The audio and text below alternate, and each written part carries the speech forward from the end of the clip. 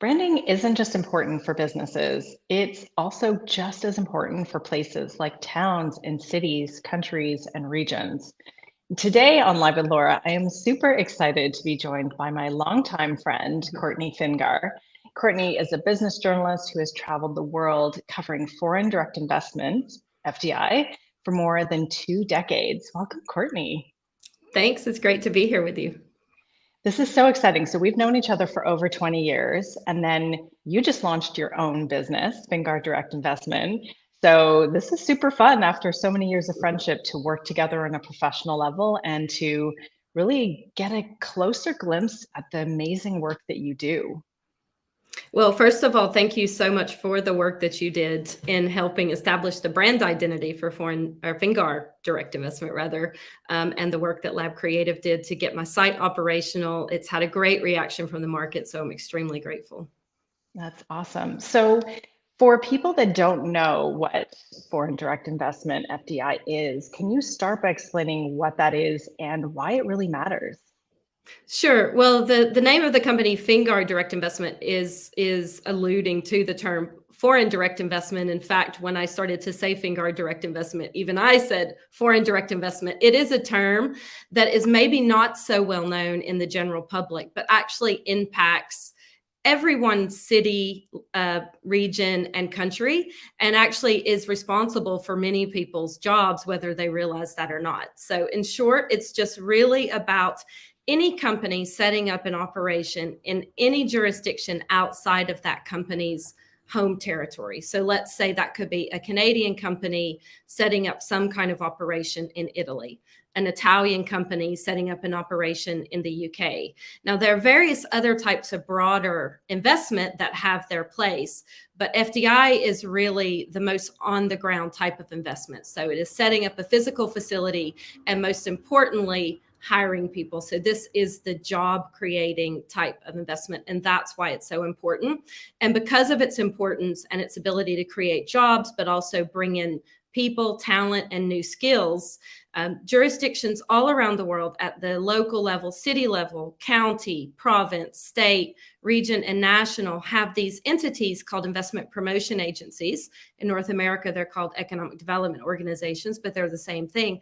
And their job is to engage companies and try to convince them to come and set up in their jurisdiction. So that entire business around FDI and trying to attract it is called investment promotion.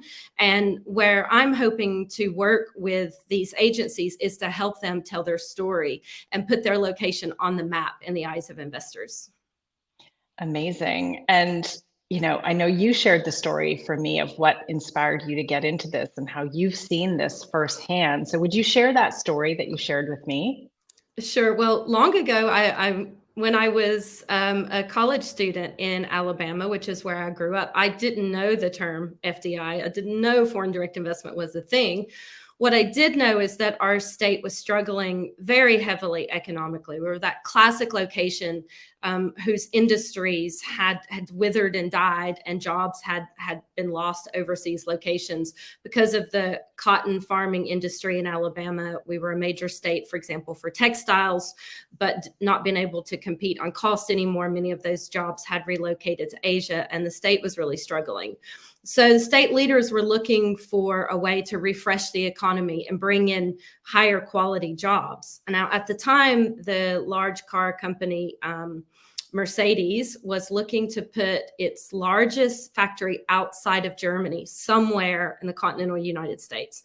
Alabama essentially went for broke on this factory. Now, what the Alabama leaders understood is that automotive factories are really great accelerators for FDI activity, because once you get an automotive factory, then you get all the component makers. The suppliers need to come close to it. And then once you get the suppliers and all the component makers there, then other automotive companies will come to follow those suppliers.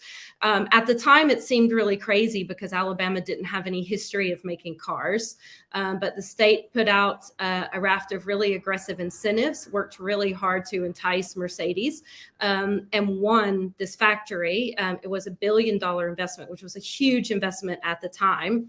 And what's happened since then is the factory has proven to be extremely productive. Alabamians proved to be very good at making cars, and Mercedes has reinvested in that factory over and over again. Now, as expected, all the component makers came. Alabama developed actually quite a large automotive industry. Other automotive companies took notice because if Mercedes invests somewhere, they thought, why is this? They started to come, and now car making is the largest industry in Alabama. Now that led to an upskilling of other types of jobs, including aerospace, and companies like Boeing have enormous facilities in Alabama. So not only is Alabama now making cars, they're making airplanes. So that really struck me. Now, at the time, I was a student at University of Alabama, and the factory launched just a few miles down the road from my campus, and they were hiring students to come and work for the big factory launch. They were doing a huge show, a concert. I'm not one to miss a party, so I wanted to be involved, and I volunteered. But I just remember all the excitement of this factory. It was such a big deal. It made an enormous impression. And then watching in the years after, the way that this changed the entire economy of the state in a positive direction. Now, Alabama, most people wouldn't really realize it, is one of the most successful FDI attracting states in the United States. And when it comes to FDI per capita, it's one of the most successful in the country. So maybe there's a little hometown pride in that. But what that showed me was the impact that this can have on people's lives. And I became utterly fascinated by the topic and went on to make my entire career studying FDI and writing about it. I love that. And I just want to share these stats because I know I helped you with getting these on your website. And I just think that these are like, these should not be kind of just rolled over, right? 20 plus years of media experience, 80 plus countries visited on assignment, and 500 plus conferences as a speaker. So you have really have dedicated your career to this work, and it is quite something to see. Absolutely. And even those numbers are a little odd to me, especially the 500 conferences. I can't ever decide if that's really impressive or maybe a little bit sad that I spent that much of my time on stage at conferences. But yes, the conferences are an important part of the deal making and the understanding and the networking in FDI. So of course, it makes sense really that so much time would be dedicated to that. Yeah, and I love that. And I feel like in some ways, and this is slightly different, but I'll share a quick story. So the neighborhood we live in Toronto was not the best neighborhood, let's just put it, for a very long time, including when we bought our house, which was great for us because we were like, it's one of those up and coming neighborhoods, you know? And I still remember when Starbucks decided to put a location in our neighborhood. And previous to that, we had like the dodgiest little coffee shop at a gas station.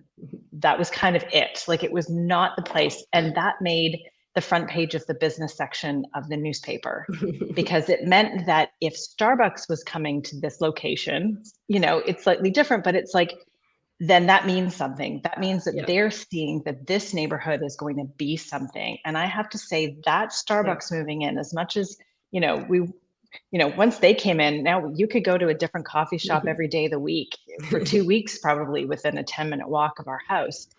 So it showed to me the impact of the right businesses coming in, the investment in a neighborhood, everybody's real estate skyrocketed, great shops, great restaurants, like the infrastructure in our entire neighborhood meant that, you know, everything got better. The schools got better, everything. So that's just one tiny thing compared to your thing, but you don't really think about how that impacts that trickle down effect of that first kind of investment and that draw. And a lot of that has to do with branding. Oh, absolutely, because there's branding on both sides. There's the branding of the location itself and how that plays into decisions that investors might make to set up. Then there is the brand of the companies that come in and the power of those brands that act as a testimonial, just as you were saying in that case. So really investment promotion and the entire world of FDI is completely wrapped up in the concept of branding. Yeah, I love how our two worlds are very much colliding. Absolutely. Absolutely. So let's talk about storytelling. I talk a lot about storytelling from a branding perspective, and you know, you talk about that strategic storytelling from a place perspective and why that's so important in order to attract investment. So can you share a little bit about maybe some stories that you've helped to tell, or that piece about story? Because a lot of people think, no, I need to show the facts and the figures, but really it's the story that's key. Sure. And I guess you also don't necessarily have to choose, because you can take a really important fact figure, and wrap a story around that. And that gives credibility to the Yeah, story that you're trying to exactly. tell. I mean, I guess I'm inherently drawn to the concept of stories, being a journalist. And what I've been doing all these years is going around visiting locations. And the typical thing that would happen is, if I would visit somewhere, we would go everywhere, tour the factories, meet with the leadership, meet workers who are being trained in certain skills, meet foreign investor companies who are already there, and really try to get the full picture of what that place has to offer, what they're trying to achieve in terms of economic development, why companies that are there have chosen it, and where the missing pieces are. And of course, challenges that exist there as well. So it doesn't have to be, always putting an unnecessary gloss on everything. It's just looking for, what does that place have to offer that's maybe potentially unique? And where are the matches between what that location can offer, what it wants to achieve, and the strategic aims of companies? And really, if you look hard enough, you will very often find those linkages. Sometimes those linkages aren't taking place because the companies don't know that a certain place could really solve a strategic problem that they have, or offer that missing piece to their kind of global footprint. And this is where awareness, and the storytelling and strategic communications comes in. Now, of course, there are locations, I'm sitting here talking to you from London. Okay, London doesn't need to announce to the international investor community that it exists or that it's a business hub. But a lot of places in the world do not have that luxury. They're potentially overlooked. Maybe they're not in the minds of investors at all, or perhaps even worse, they suffer from an unfair perception, negative stereotypes, outdated images. You are there, for example, in Sicily, and I know that you wrote Yeah. a blog post about that. It's a perfect example of a place that maybe has things to offer, but has very negative connotations that people may think about. One strand of all this that particularly fascinates me, and that further to your question of where maybe some of these more interesting stories have come from, is post-conflict investment.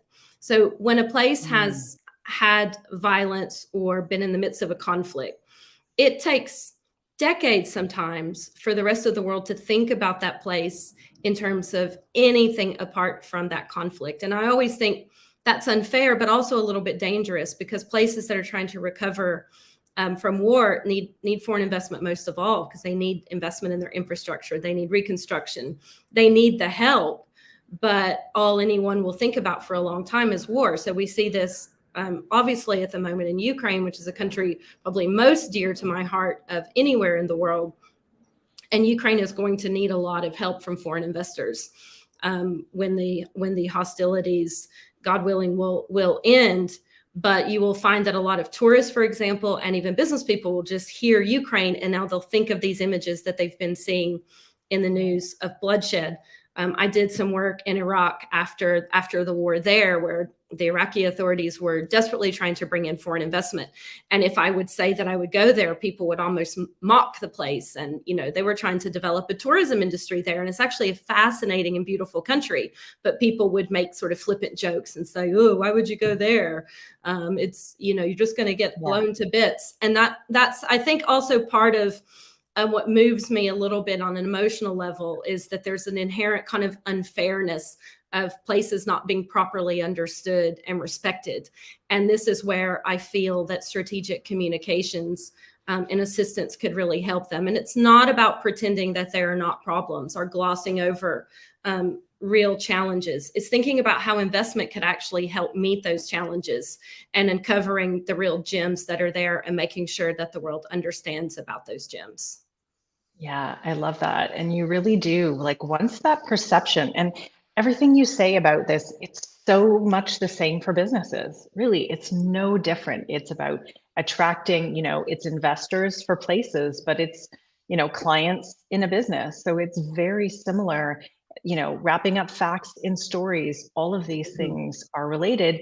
But this idea of perception And that is not to be, misunderstood. Perception is Mhm. everything. And Yes. if people end up with the wrong perception, or something happens, whether it's business or location, it can be really hard, if not impossible, to change people's minds. Yes. Right? It's You have very such a difficult. short Yeah, you have such a short period of time. I often tell the story about meeting a wedding planner back when we were planning our wedding years ago. And, she's at a trade show trying to get my business and other people's business. And I immediately thought in my head, wow, I would never hire this person to plan my wedding. And I realized that, she was kind of frumpily dressed and chipped nail polish and just wasn't well Mhm. put together. And it was just that immediate initial reaction that made me have this perception that if Mhm. she's not can't pull herself together to present herself to me as a client at a trade show, why would I think that she would have the ability to, attention to Mhm. details and all of that for my wedding? So, it's similar, but it's different, but it's Yeah. it's all the same And thing. It's that initial, it's yeah. like Sicily. Laura, why would you move to Sicily? The mafia is there.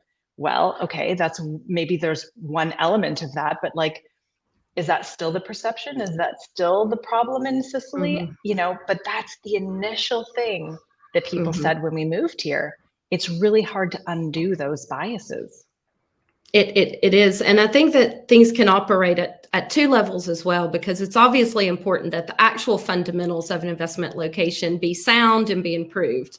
So sometimes when you talk about perception and image building and place branding, there can be a criticism, sometimes valid, that, well, you're just polishing up something or putting on a kind of a phony, Lipstick putting on on a pig. That's what my dad exactly, always exactly, said. and creating a mirage. But again, two things can work in parallel, and when it works well, they do work in parallel. And that is that doing the hard work of making investment environment as conducive for business as possible, getting those fundamentals in place, passing necessary reforms, which is often necessary in many developing countries.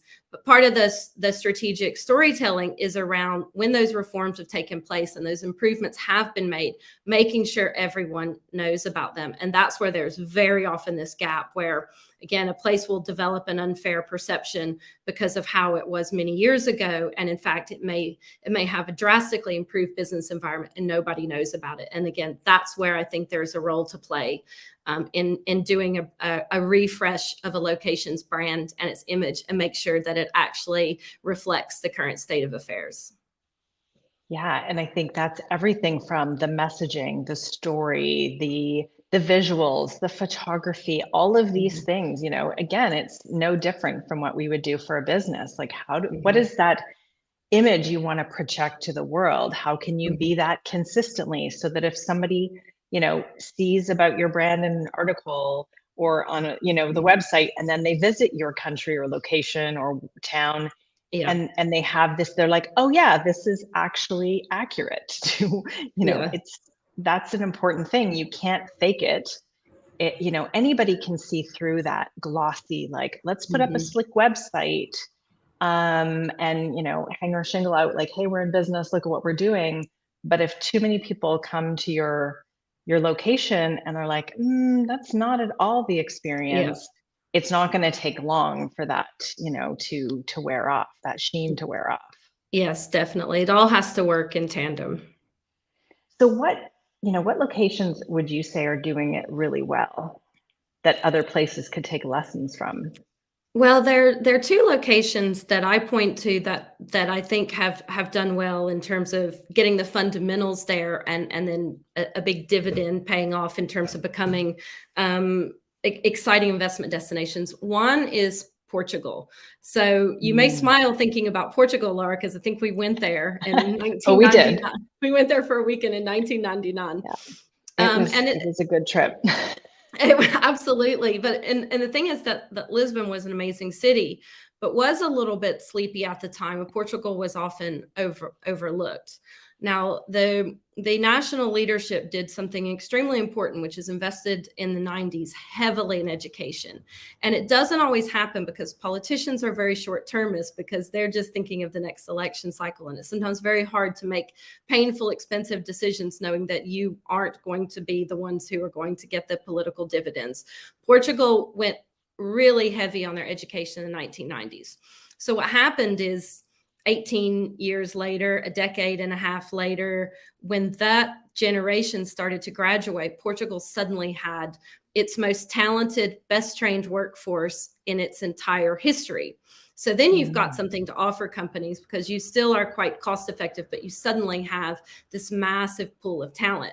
Well, you have to then make sure people know about it. So that's when the country and at the city level, Lisbon, Porto, and other places started doing really proactive investment outreach, doing investment promotion, advertising, but engaging investors. And they also did a clever strategy of trying to lure major events there. So, for example, Web Summit. I was there in the fall.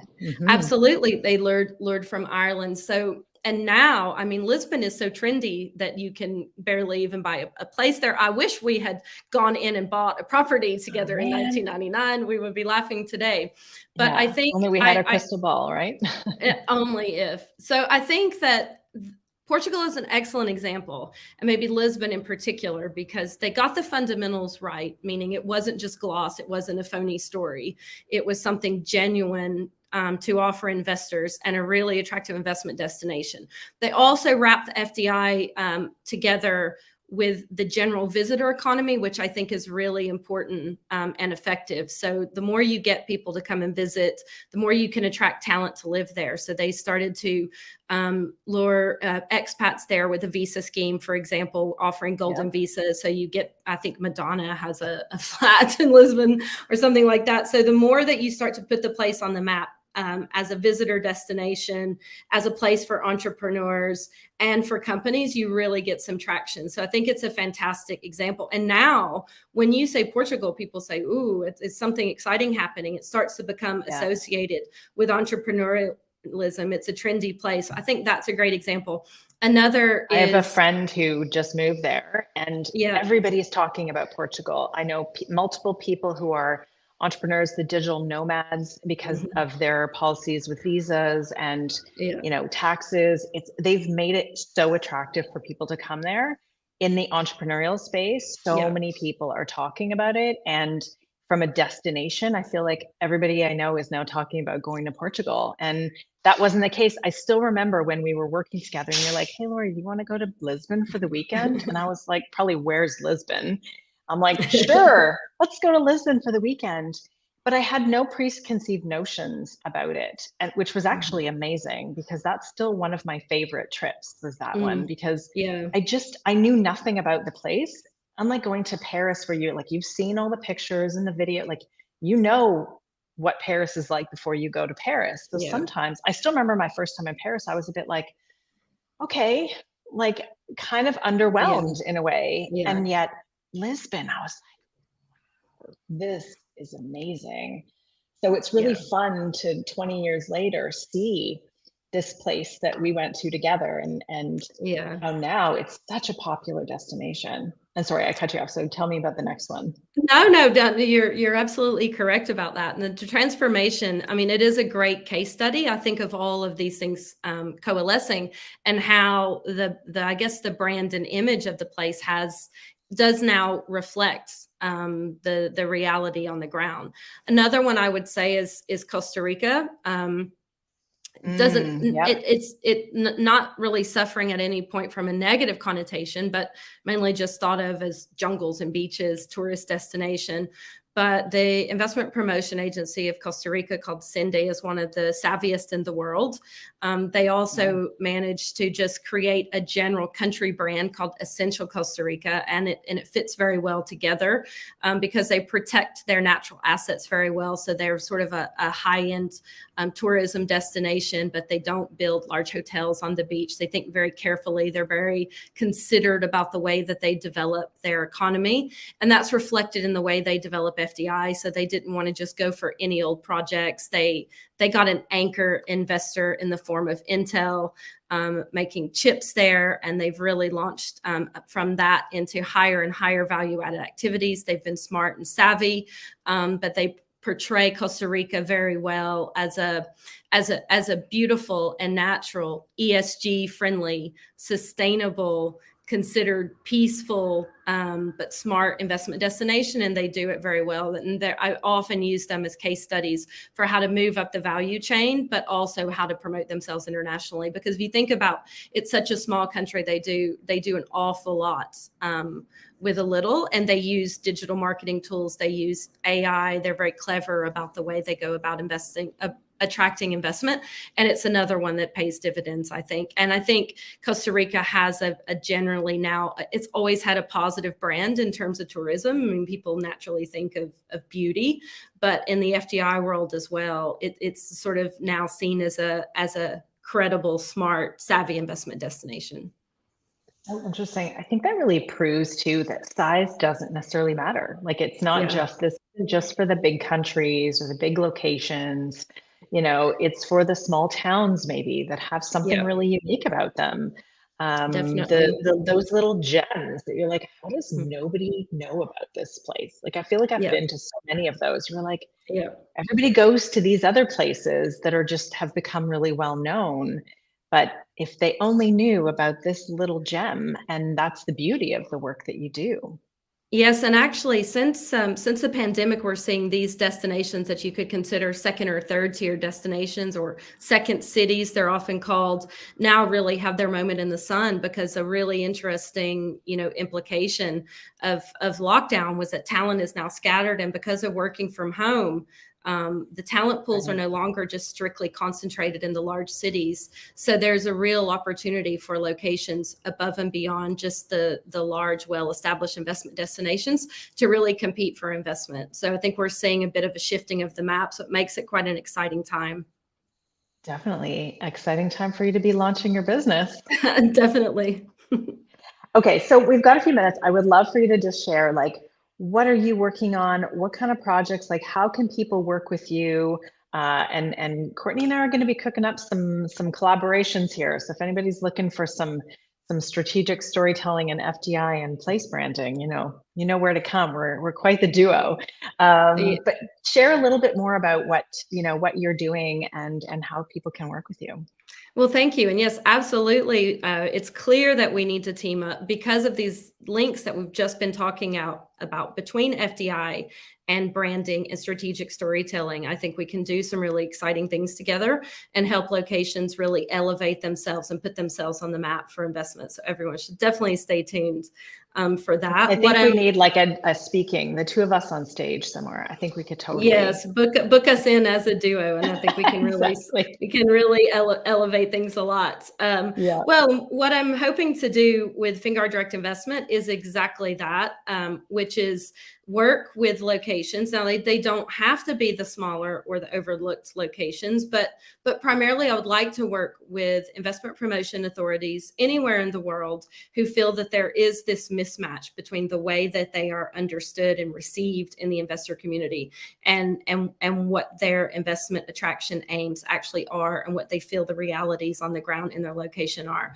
So I will work with them to uncover the strengths of their location, find out what those hidden gems are, what they could really build on to really communicate their strategy and strengths and aspirations to the world and appeal to those companies that they really want to attract. I do that through investigating, talking, visiting them, really acting as a journalist to uncover everything that's there, and then see how we can highlight that and come up with smart strategies for reaching the investor community.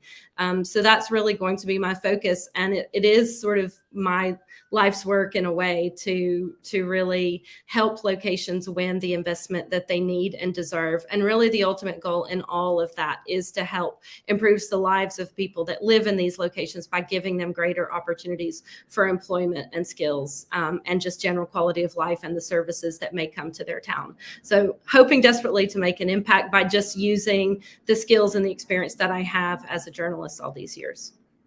And you have all of that in spades. And what a beautiful way to wrap this up. Thank you so much, Courtney. You can check out Courtney's website, fingar-di.com. I know that well because we designed it for her. So it is still fresh in my mind. Go and check it out. Connect with Courtney. And if you do have any comments or questions, whether you're watching live or watching the replay, just tag her in the comments wherever you're watching it. And Courtney will connect with you there. Thanks again for joining me, Courtney. Thanks so much, Laura, for everything. And thank you all for watching. Bye, everybody. Bye.